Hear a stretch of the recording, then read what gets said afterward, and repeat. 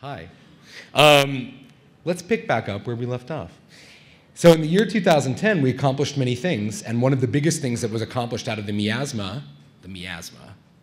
morass, is a definition of gamification. So let's use this one for the rest of the day. Gamification is the use of game thinking and game mechanics to solve problems and engage users. It is a process that accomplishes these things. And having this working definition seems like a small thing, but just having this working definition actually has been so influential in facilitating our ability to pull this all together and create a conference now and a community. Now, because I moved from San Francisco to New York City, I now have to put some things in fashion terms. So for those of you from New York City, from any of the 100 zip codes, gamification is the new black. Awesome, right? And it's a sort of flip statement, right? Because every couple of years, something is the new black, right? Or every year, something is the new black. But this one actually really for real, I'm not kidding you, I'm not messing around. This one is the real deal. It's not, strictly speaking, though, a new idea. And a question that I get asked a lot by people is, why now? I remember the first time somebody asked me the question, well, why now? Everything you say makes perfectly good sense. Why now? I mean, if you think about it, Hollywood's been talking about gamification for a really long time. In fact, I just rewatched War Games a little while ago, right? The military, serious game, military simulation movie, right? It's not the only one that's connected the dots. Hollywood's often ahead of the curve. Also, speaking of the military, they've been at the forefront of designing things that use gamified architectures and designs to motivate people. And there's loyalty, right? There are loyalty programs, of which, by the way, the Caffè Nero chain in London really fixed a coffee problem in the United Kingdom for me as a frequent visitor there, so I appreciate the ability to get free coffee. But we're really entering a time period which can be described to ask the question, you know, for us, broadly speaking, what's different about gamification now that wasn't there before? And there's 4 things. I think we're moving past loyalty to a notion of engagement. I'm going to talk about all these things. We're moving past loyalty to a notion of engagement. We're talking about metrics. Metrics are really important. Demonstrable outcomes are important to us as an industry. We're designing for motivation. We're not just designing for what we want, but we're designing for what the consumer wants, and we're designing over time. We no longer just design a one-shot deal. We design over time. To a great extent, the loyalty element of gamification can be thought of as loyalty 4.0. And the reason why it's 4.0 and not 2.0 or 3.0 is that as a sort of brief history of loyalty programs over the years, you'll quickly see that now we've entered this new phase of loyalty, which sort of starts intellectually at the 19th century. And in the 19th century, we start seeing the first loyalty programs which look like mercantile loyalty. You go down, you buy 10 pounds of sugar, you get 1 for free. This becomes abstract in the 1930s with S&H green stamps, which introduces the first broadly used virtual currency. The 1980s with frequent flyer programs that introduced the notion of status as a driver of loyalty. And just over the last few years, the completely virtualized loyalty systems that we see, broadly speaking, in applications like Foursquare and so on. So there's a problem, though, with loyalty programs. There's a couple of problems, but the biggest one that always gets me every time I think about it is traditional loyalty programs give the people most likely to pay stuff for free. It gives the people most likely to pay for things anyway stuff for free. That's a mistake that multiplayer online game designers don't make, right? The most engaged users of a multiplayer online game aren't getting a ton of stuff for free. They're paying more.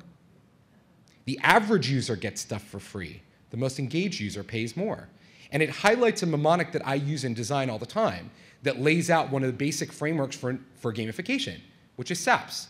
These are the rewards that consumers want in order of most sticky to least sticky and cheapest to most expensive. Status, access, power, and stuff.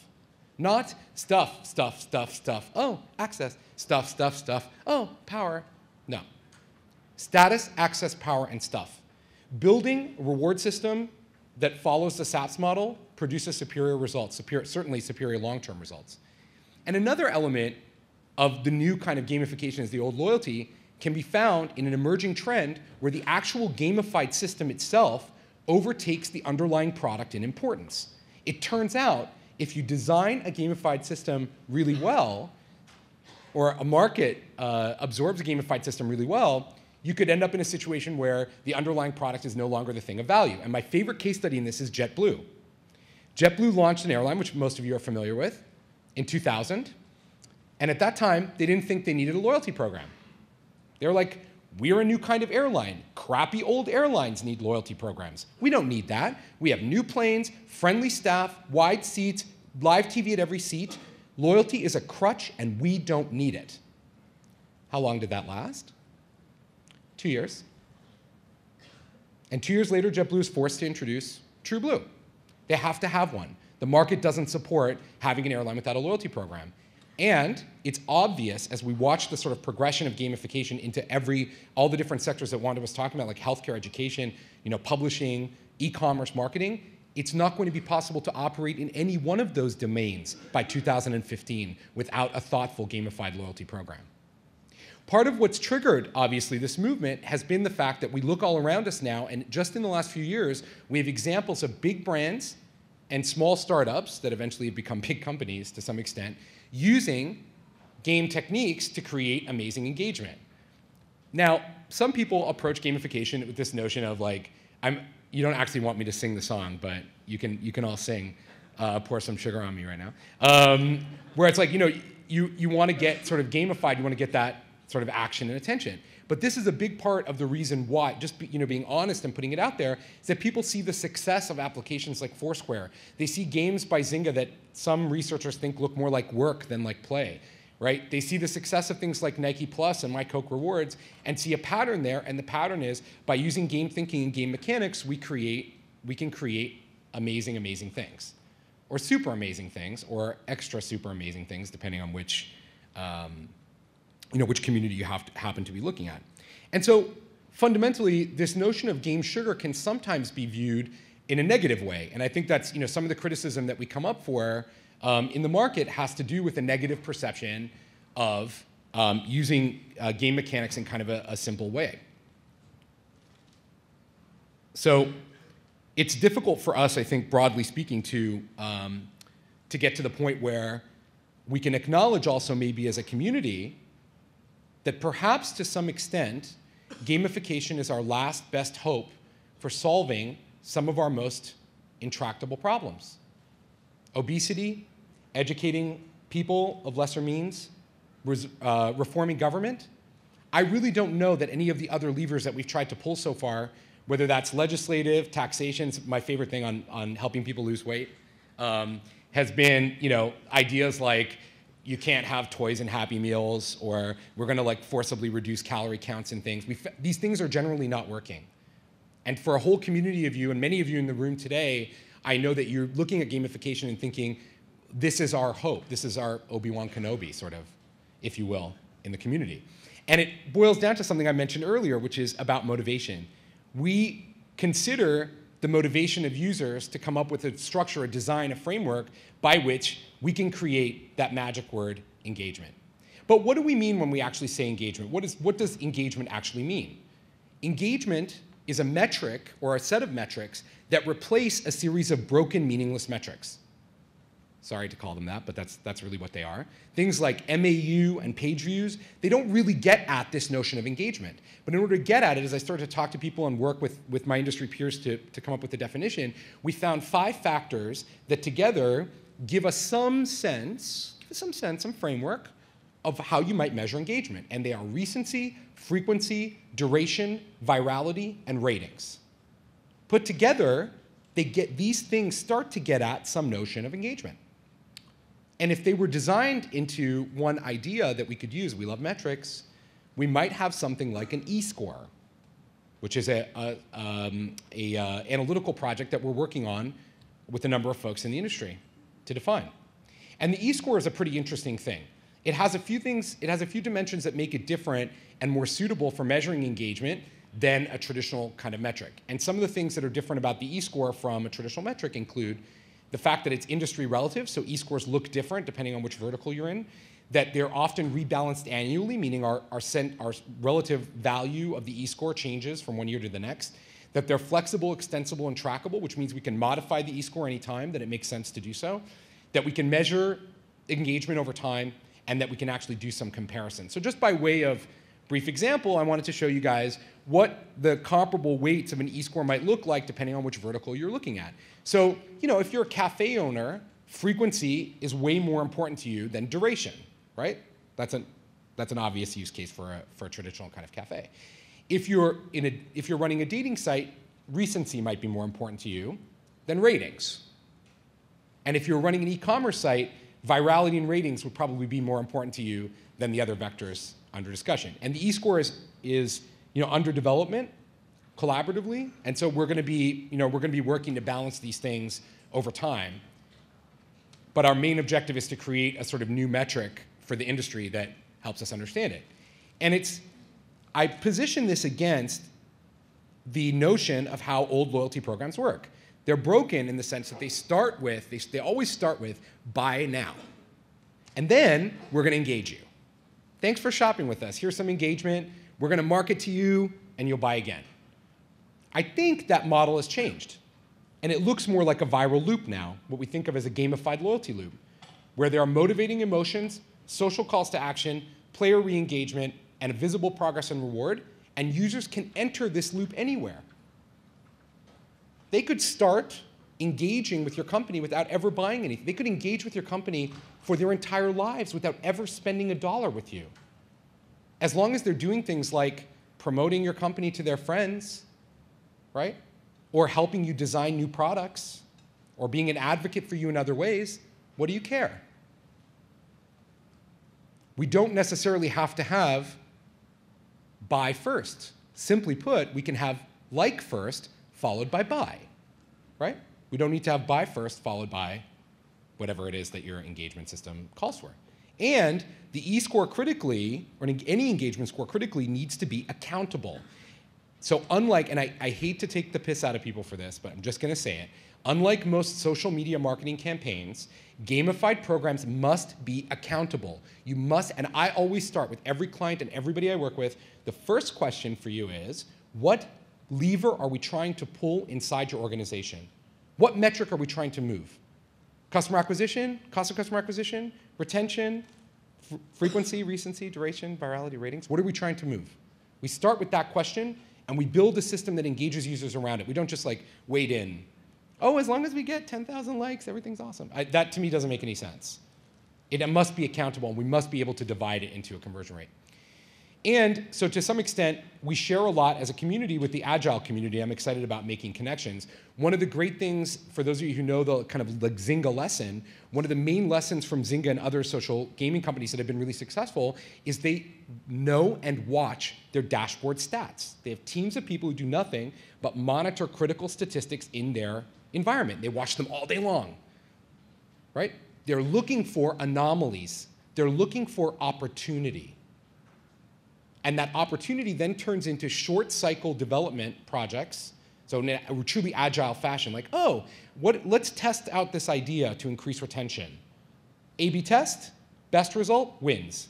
Game modified, experience modified. It's that kind of agile cycle that we need to get into. One of the anecdotes that's tossed around a little bit, but I can't actually prove that it's true, is this notion that players in Farmville, after reaching, it was an interesting kind of data point that I guess they discovered, after spending $35 a month in the game, they tended to churn out at a higher rate after $35.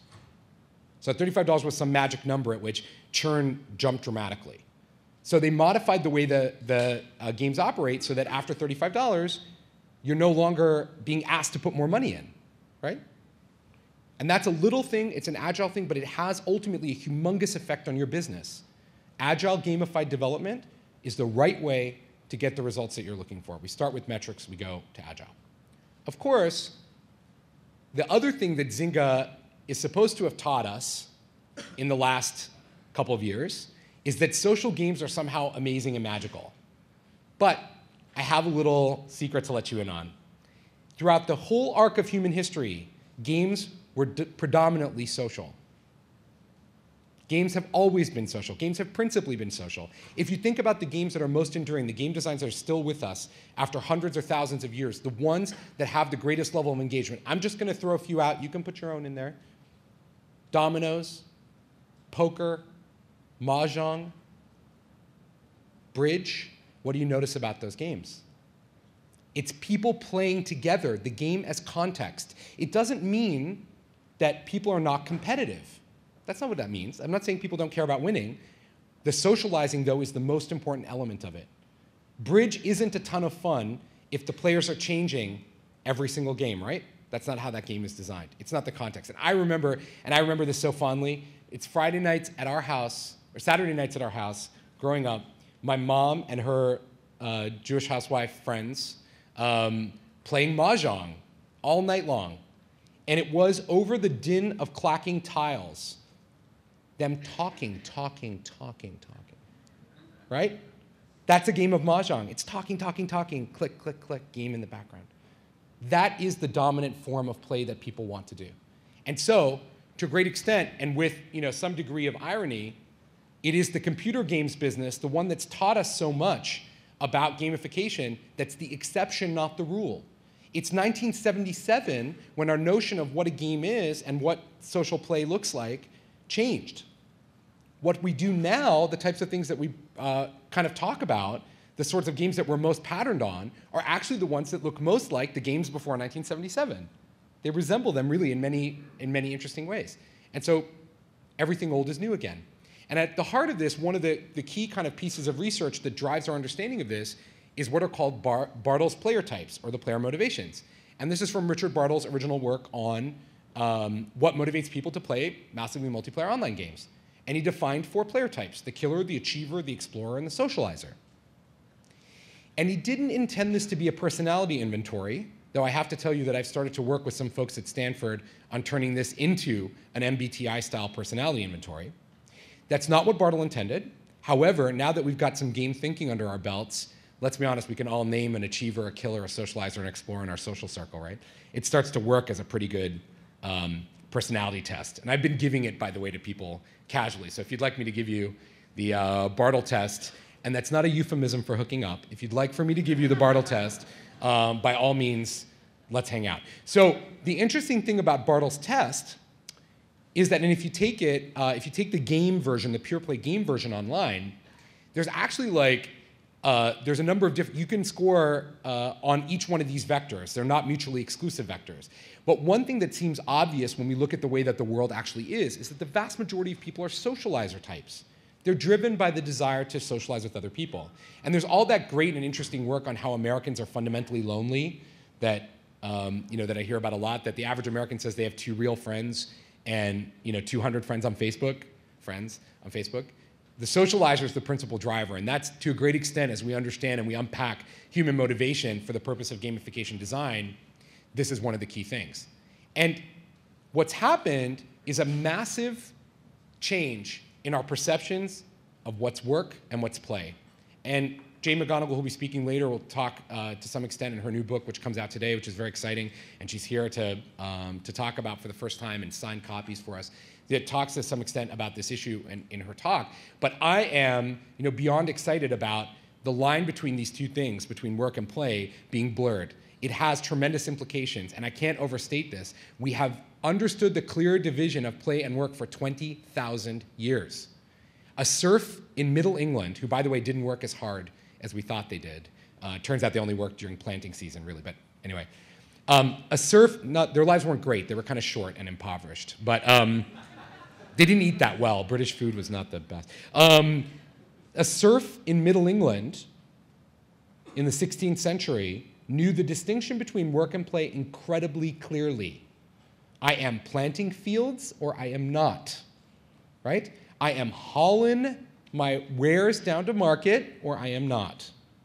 Understand how fundamental of a shift this is in our lives.